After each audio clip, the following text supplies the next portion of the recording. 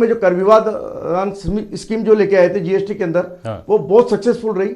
उसी तर्ज के ऊपर इन्होंने डायरेक्ट टैक्स पे भी लेके आए हैं। 4,83,000 हमारे पास ऐसे केसेज हैं जिनके अंदर अगर वो आदमी टैक्स जमा करा देते हैं तो उसकी पेनल्टी और इंटरेस्ट माफ कर दिया जाएगा। इस तरीके का प्रोविजन है। तो उससे हो सकता है कि जो 2 लाख करोड़ रुपए की जो कमी रह गई, वो 31 मार्च से पहले ये पूर्ति कर लेंगे। तो ये बात कहना है कि भाई पैसा नहीं है, पैसा तो खूब है, पैसा हाँ स्कीम के थ्रू पैसा आ रहा है। अल्टीमेटली ये है कि लिटिगेशन खत्म होगा, प्रोडक्टिविटी बढ़ेगी।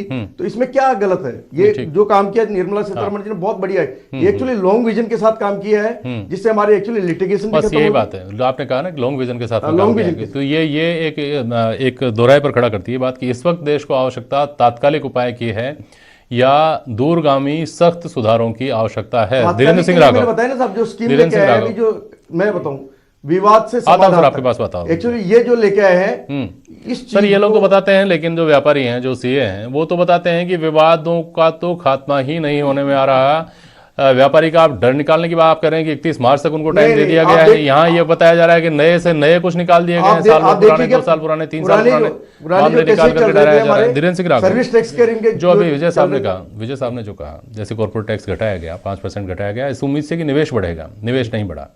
मुझे बताइए कि उद्योगपति, व्यापारी किस बात से डरा हुआ है? ऐसा तो हो नहीं रहा कि हर साल कुछ नया ऐसा जोड़ दिया जा रहा है जो उनको और चारों तरफ से बांध दे रहा है। कुछ ना कुछ ढीली मिल रही है ना हर साल। तो फिर वो क्या चीज है जो आशंकित करती है, जो डराती है? देखो जेपी सर, कि व्यापारियों में जो एक डर का माहौल है वो इस तरह है कि एक इतना जीएसटी एक साथ लागू किया गया है, नोटबंदी की गई, एक साथ जो लगातार जो सरकार फैसले ले रही है, उससे व्यापारी डरा हुआ है, ना जाने कल क्या हो जाए।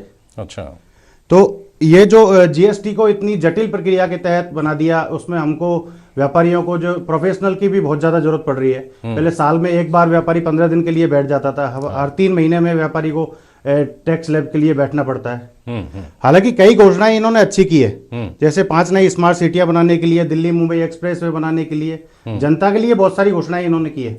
लेकिन व्यापारियों के लिए ऐसा कुछ नहीं किया जिससे व्यापार में राहत मिले, और स्टार्टअप के लिए ऐसा कुछ नहीं किया जो स्टार्टअप को। के लिए तो 15% टैक्स किया साहब। सर 15% टैक्स तो किया, टैक्स तो जब जनरेट होगा ना, एक बार जब व्यापार चलेगा। 30% से 15% कर दिया, इसके बाद क्या कर सकते हैं? एमएसएमई की जो कमर टूटी थी, 30% से 15% कर दिया स्टार्टअप के लिए।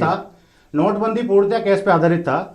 जो एमएसएमई की जो कमर टूटी थी, उससे उबरने के लिए सरकार ने ऐसा कोई ठोस कदम नहीं उठाया। एमएसएमई सेक्टर के लिए पैसा दिया गया है सर, पैसा दिया गया है एमएसएमई सेक्टर का। जो एक और फ्रेशर अगर आदमी कोई पढ़ाई करके निकलता है तो उसको स्टार्टअप के लिए जो आपकी एनएसडीसी एक योजना है, नेशनल स्किल डेवलपमेंट कॉर्पोरेशन, जिसके आपने घोषणा की, स्किल डेवलपमेंट के लिए भी पैसा नहीं, मैं आता हूं उसी बात पे आ रहा हूं, जिसकी